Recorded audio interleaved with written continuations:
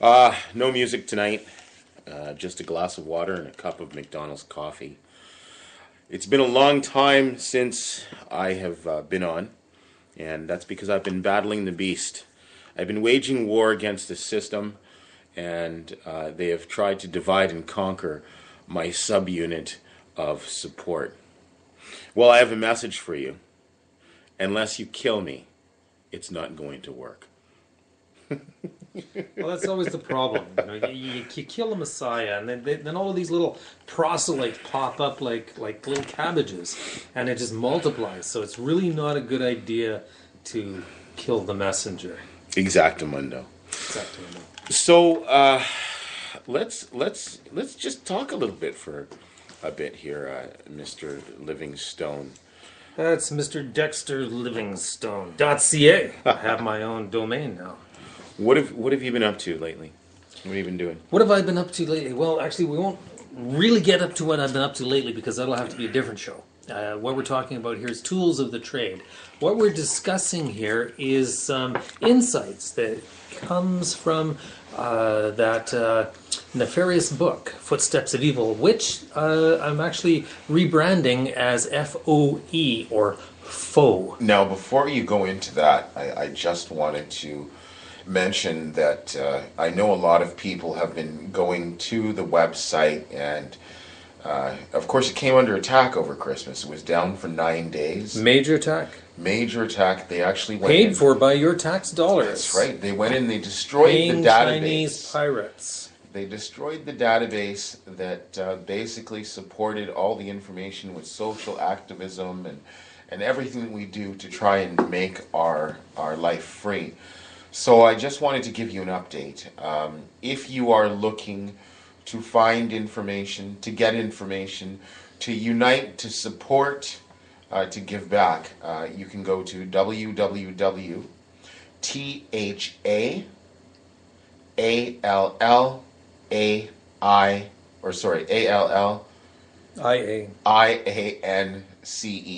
the Alliance. It's a the spelt with an A. That's for right. The, because somebody took the E. Can you believe it? So on that site you will find everything and anything that you need to know about First Nations, child apprehension, debates, quarrels, rules, laws, acts. How come they're doing it this way? Why are they doing it that way? Everything that you possibly need to know to not be kept in the dark. This is VancouverOnline.ca. Will continue to be a website about Vancouver and some local talent, entertainment, people that stand up. Then you can also visit TNT Events Radio, which is going to be all music from around the world.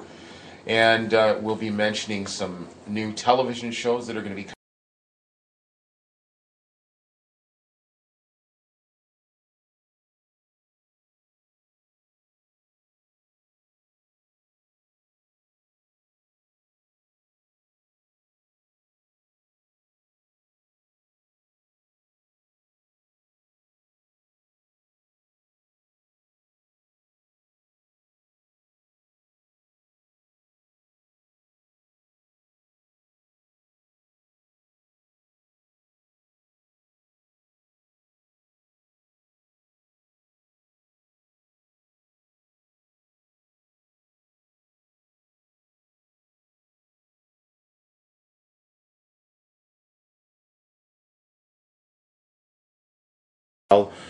the government and the Catholic system and the gangs and anyone who's in power uses the interpretation and manipulation of language, morals, and ethics to actually persuade you to become their slave. It's basically a slave-making system. And what we're dealing with is, it comes out in the book Foe. What Foe does to the reader, when you read this book, it will give you the eyes to see behind the mask of the psychopath. And in the book Foe, it says that as temples are built by terror, so society is built by psychopath. What that means is, when you look into the architecture of human groupings, any group of human beings will tend to operate in a certain manner that is devious, devilish, and deceitful. Now, is that because they want to remain in power? Is that really what that's about, or is that just something that comes about? Well, let me put it this way. What is greater? What is a greater act of dominance over another individual? Breaking into their house and grabbing their children, smashing the parents to the floor with rifles to their heads, and then saying, these children are abused, they're abused, they're abused. And that's helpful. Now we're back. We're back live. Okay, sorry about that brief interruption there. Where were we at? Human groupings, the architecture of human groupings. What we're saying is that human groupings will tend to become devious and deceitful. And that's from the top on down. And what is interesting about this architecture is that psychopaths generally will move to the top of human groupings because they have that moralless character and that talent of manipulation to make slaves of everything and everyone around them. And of course they do that through deception, which is one reason why we call them the chameleons. They are the lizard people that rise to the top, whether it's figuratively or metaphorically or even perhaps real. I had a girlfriend like that. I really did. You had a girlfriend like A chameleon. She actually chameleon. looked like a reptilian too, to tell you the truth. And she is the most manipulative person I've ever met in my life. Okay. Just for fun, I'm going to just throw this out there to all of you men out there who have a perfect picture of a woman. Let me tell you this: if just for fun, we assume that an alien race was going to try and steal the DNA of mankind, how would they do it? What would be the best method of doing it? What kind of lure could they fabricate to bring in the toughest, strongest men to donate their DNA? I'll leave that to the imagination. Seriously, folks, sometimes I think some of the enticing women that we see out there, I don't even think they're human. Some are definitely human, but some I really wonder what their motives are and even what their own DNA is. Maybe they are reptiles. Maybe they are infiltrating our society. And maybe they're like Julian from the what is the project? It's WikiLeaks. Oh, yeah, WikiLeaks, those two Swedish girls. That's right. I mean, they're like secret agents. Okay, to take him down, control him, destroy him. Exactly.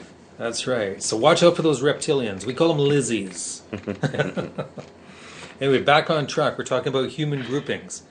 And one of the things that I wanted to really get into this discussion is the tools of the trade of human groupings from the perspective of the psychopath. The reason I'm saying it's from the perspective of the psychopath is because I've already explained that psychopaths tend to rise to the top of human groupings. No, I mean, a lot of people could argue with you on that because, they would say that those people are just achieving. They're trying to do the best they can. They're trying to get ahead. They're trying to work to be the best. I mean, that's how our society is structured, is to promote the strongest or promote the hardest working or the most dedicated, correct?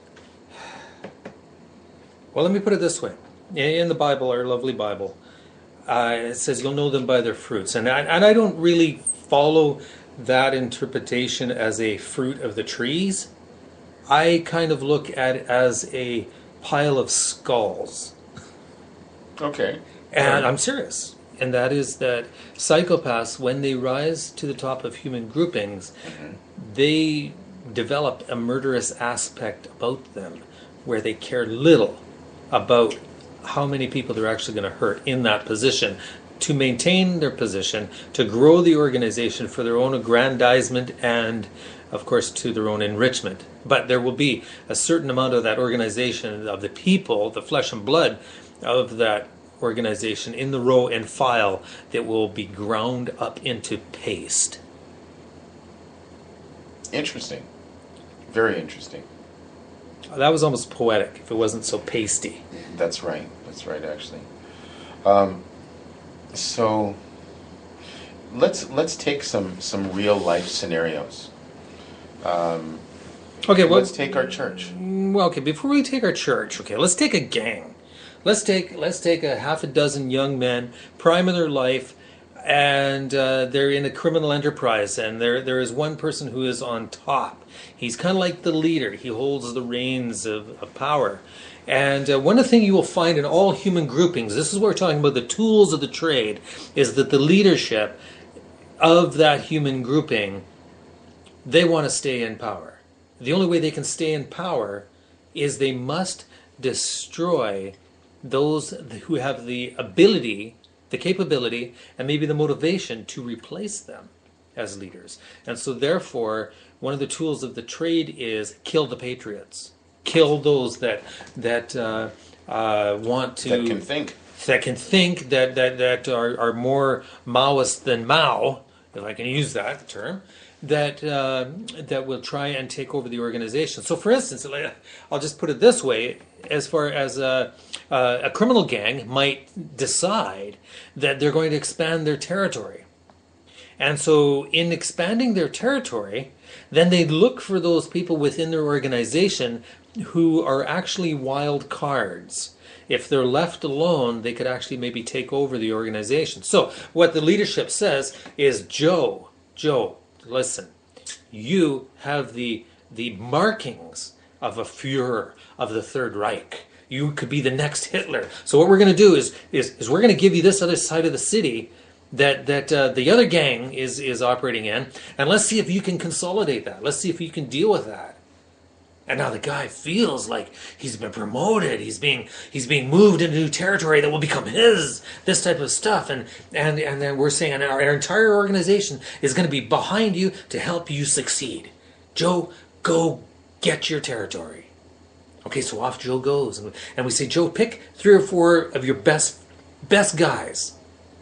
And Joe thinks, okay, I'm going to take the best guys that are going to follow me, who are loyal to me. But what he doesn't understand is we're trying to identify his cell, his little group. And so what we do is we entice them to separate themselves from us, and then we place them in harm's way because they're invading territory. They're going to kill and be killed. And when the dust settles, then we just send in to that territory some of the people who are totally loyal to us. Do you see this? Some of the parallel to the church. The church. Let's go to church. Okay, we're going to church. We've got a wonderful church. Everybody's jumping and singing, praising God and stuff like that. And then the pastor says, I'm so happy with the talent we have in this church. We must expand our church. We must send out missionaries. Joe, you are one of our best young men in the church. Joe, where do you want to go? Do you see the parallel? Mm-hmm. And Joe says, well, I was always thinking of going someplace a little greener.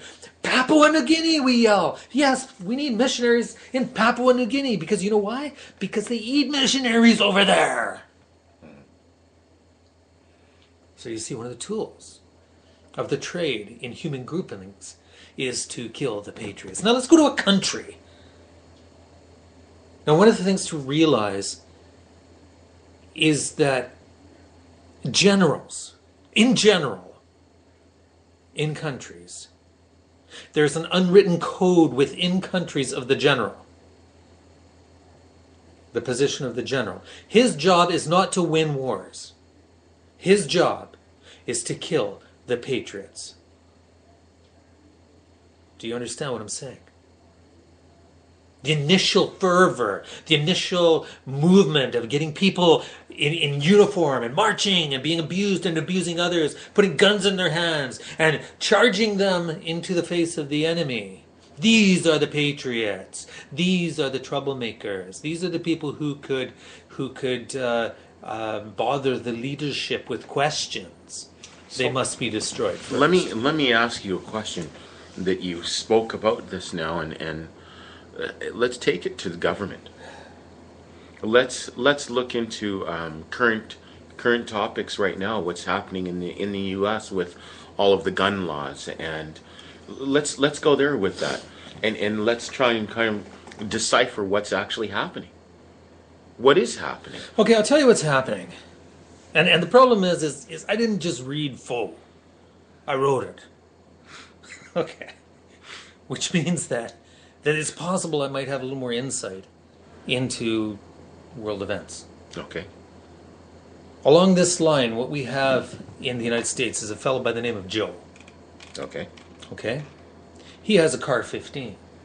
He has a 30-round mag. Okay, he has the right to bear arms. Mm-hmm. He's a proud American. Mm-hmm. Okay, in fact, for his fifth wedding anniversary, his wife gave him a folding stock for his Uzi. These are American patriots. With full metal jacket bullets. Okay, we're talking about... So he can defend his home. Well, yes, we're not talking about rednecks. I mean, the guy's a sales manager at a car lot. Yeah. He needs these tools. Okay.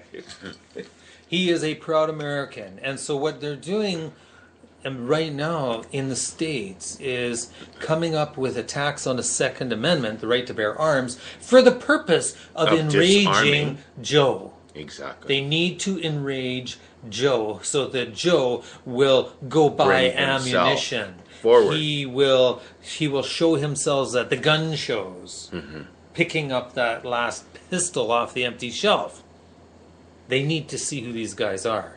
They need to enrage them enough and make them feel threatened enough that they will Start to show resist that they federal are. forces. Exactly.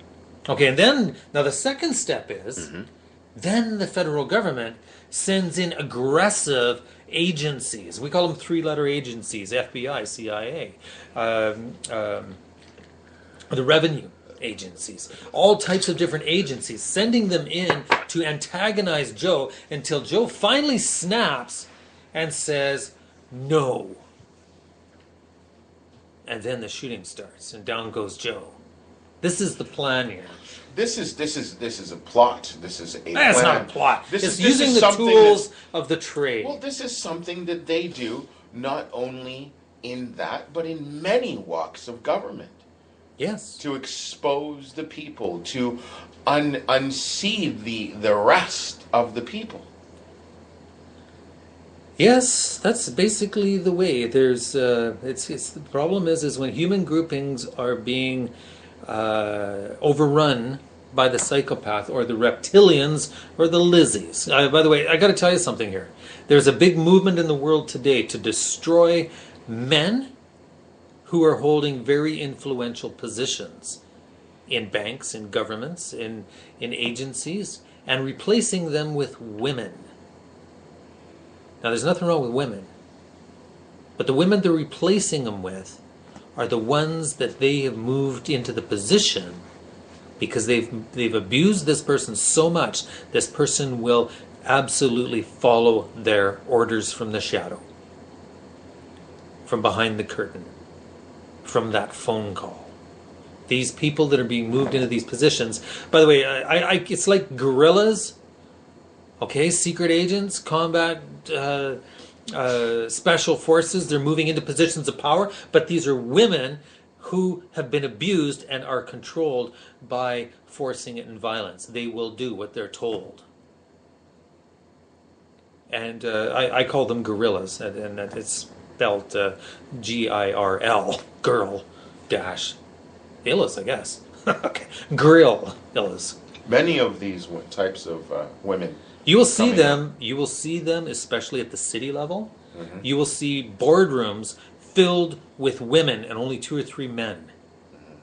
What's happening is it's not that it's the women are taking over, this type of thing. No, these women are being put in those positions because they are vicious. Yes. And they will attack on command. And I'm sorry to say, I mean, I love women. I love women for many different reasons. But the one of the things that terrifies me about women is what we saw in Nazi Germany. And that was that the women were moved into a position of power. And I'll tell you something about this. Berlin was burning. Okay?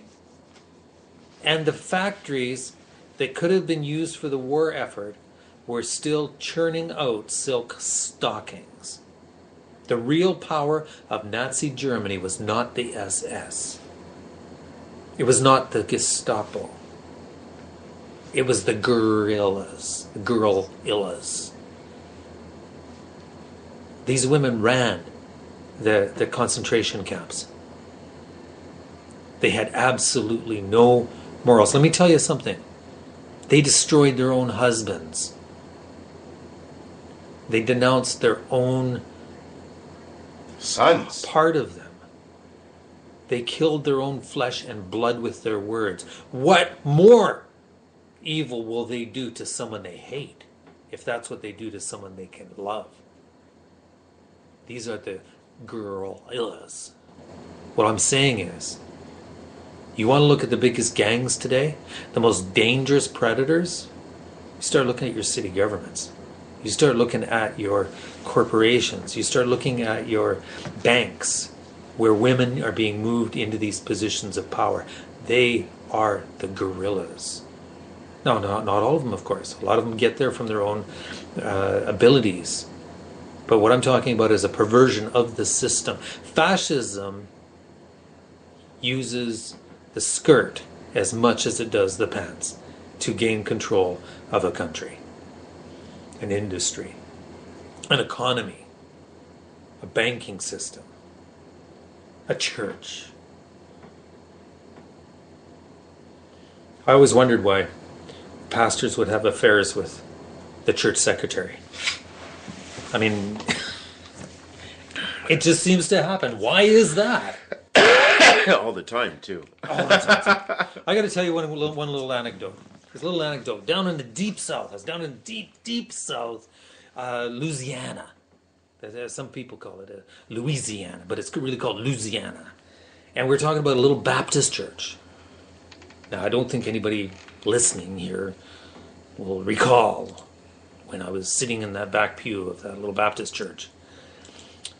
And what had happened is that the pastor had a beautiful little wife, 3 little kids, and yet he had an affair with the church secretary. And the deacons were trying to deal with this system. According to the system is that the deacons have to then decide what to do with the pastor. Either to eject him from the ministry, or at least from that congregation, or what to do. But the problem is that minister had actually built that little church. It's his house. So if you throw him out, you can't actually throw him out of his own house. So you have to throw the whole congregation out. Yes, or the secretary. Now, so the deacons were discussing how to deal with this tragic situation where their pastor, the man that they listen, who rambles on and on and on, just like me sometimes, okay? But he rambles on and on and on, and people say, oh, he's so gifted. He has insight. And, sometimes when you're talking, the insight comes because, you're priming the pump, right? And the water's coming deep from within the well. But the point is the deacons, they finally came up with a statement about what they felt about this situation. And they said, basically, that we understand that our pastor has spent many a long evening meditating in this church, alone, between him and God. But his faithful secretary was also there. And so the idea of his communing with God and this high spiritualness that he must be tuned into, that this may have made this secretary a little excited because he's such a man. A man of God.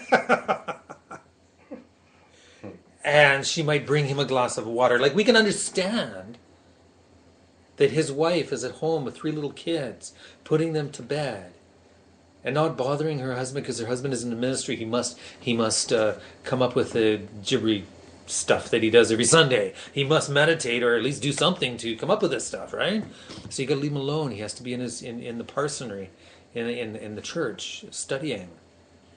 And so we can understand, under these circumstances, over a period of time, a feeling of connectedness between the pastor and the secretary might develop, and some things could happen in the pew that is kind of stinky. We can understand this. And we can forgive the pastor because we are men. We understand this. But there is one problem. She has to go. No. She's the temptress of the devil. No. She's ugly. And we don't understand that. So therefore, we can't forgive him. He has to go. But there is a problem. He owns this building. And we don't want to have to build another building. So let's pay him off. So what we decided is that he can stay, and the church secretary can stay because she's a volunteer. After all, she's not even being paid. But did you say late or paid? But the wife and children have to go. Oh. And disrupting the family unit. And here, I'm sorry, my friends. This is an anecdote. This is a true story. Well, as sad as it may be, but we are talking about the tools of the trade. And I'm glad that you kind of brought that up, because I'm actually embarrassed I brought that up. Well, no, but it's something that's so true, and we don't seem to look at it. Just as you were talking about how we're bringing more women into power and destroying everything. I mean, the destruction of the family unit is at height in this government's destruction of the people, and the number one primary target is the father. Take out the father. Put the women in power. What is this? Something that has gone on throughout history, Dexter, where the man is targeted, the man is removed? Absolutely not. So this is something new. It's something new. In the midst of the Dark Ages, Okay, there was no social security net. There was no a method for women to go and find someplace on their own. Mm-hmm. Mm-hmm. And so if a house was abusive, which it often was in the Dark Ages, there was only one place a woman could go if she was being abused or if her children were being abused, even sexually abused. There was only one avenue the church for her, and that was the church. Yeah. And that meant that she would have to leave her children, leave her daughter who's being molested, and go and join a convent. The convents, by the way, they had walls. They were walled villages. Mm-hmm. But it wasn't walls to keep the women in so that they wouldn't go out and party in their habits. Okay. It was to keep the tormentors out. Okay. It was a fortress of safety, a fortress of solitude for those women who had been so dearly and horribly abused. So is that what they're sort of doing now? Is building the wall around the family and changing the purpose and the name of the family. Well, actually, what I mentioned before is that in the Dark Ages there was no Social Security net. Mm-hmm. Now there is. There is a bureaucracy to take care of people. But you can't take care of people unless they listen to you. And they won't listen to you unless you're in control of every aspect of their life. And so the whole point is to grow the bureaucracy, make sure it has a need in the society, and therefore it feeds on the destruction of the family, so that now the Social Security net or welfare, Yes. child protection, and all Yes. of this stuff, Yeah. that they destroy the family unit. And now here's the real problem, though. They don't necessarily just let the children go with the woman and then destroy the man. No. Okay, and it's not necessarily the other way around either. But what they do, Because they destroy the entire family, Well- from grandparent right through to brother, sister, and mother. they're possibly, well, they don't destroy it. They just turn it all against each other. Yes. But the most important thing is they support the violent. The violent person is the one that gets to keep the kids. Uh-huh. I haven't quite figured this out yet, folks.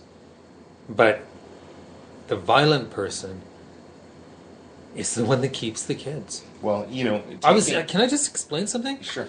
I was just reading yesterday a lady in the U.S. She was part of a so-called Illuminati group. Now, God knows who the Illuminatis are, okay? But this was a particular group that were abusing their own children to break their wills, to be subservient to the greater family of the Illuminati, to keep their secrets. But these people were getting really, really mean with these kids. They were raping 3-year-old girls. In this case, the grandmother of the lady who escaped this group went and took her own daughters, this lady's daughters, her granddaughters, and physically took them to another house where these daughters were brutally raped at 3 years old. But probably by the deacons or whatever they call their group.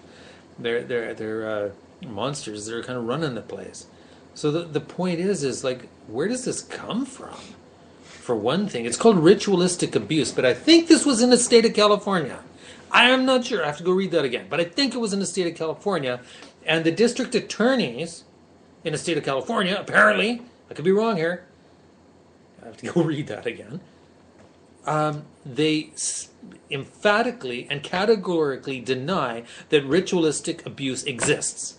Therefore, if somebody accuses their partner of ritualistically abusing their children, then the child protection will take the children away from the one who was laying the acquisition or the charge. The charge.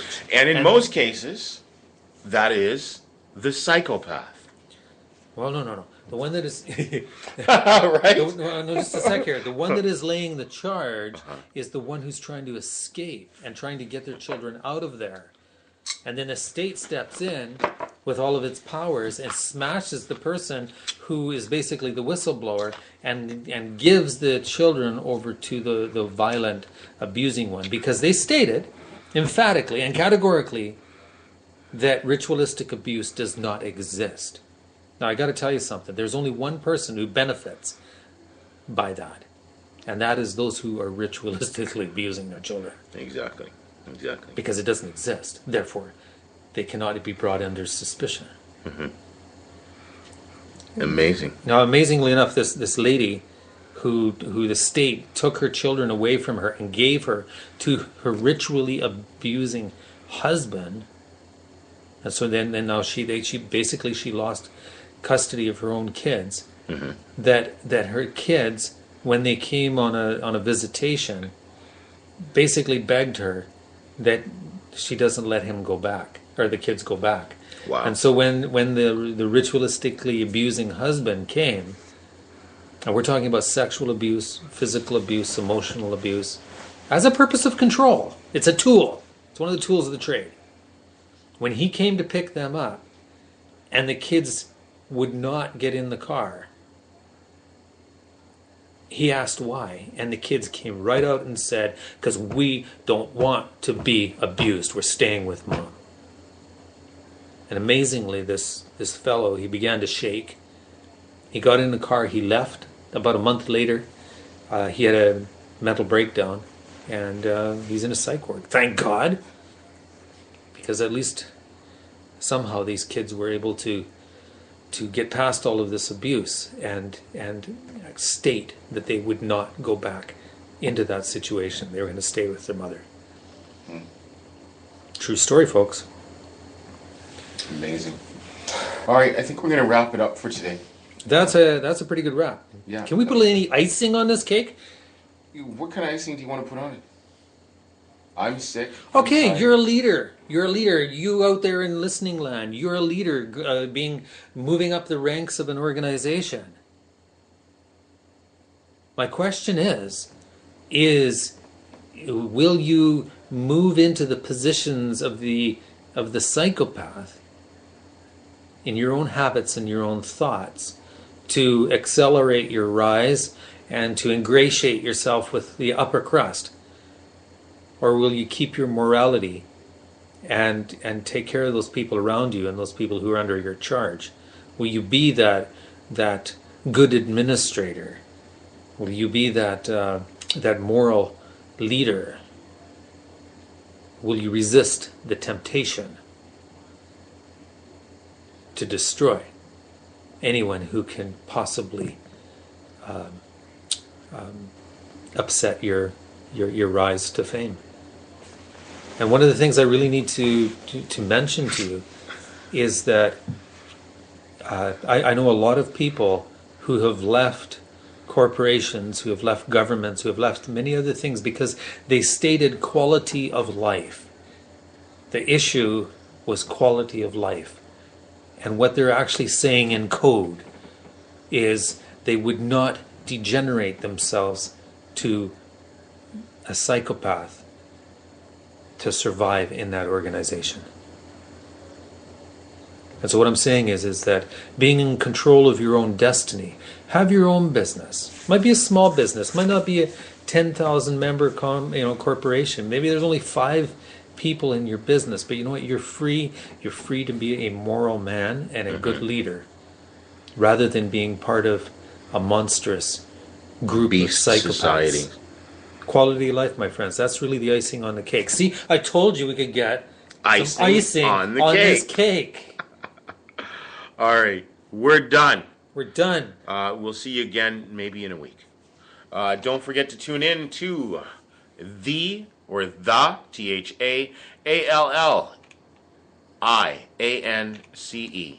for your activists everything. For your activists everything. And as well, dexterlivingston.ca is now a domain. And so some of my books, especially Faux, will be available on that in the short coming time. And we appreciate your patience.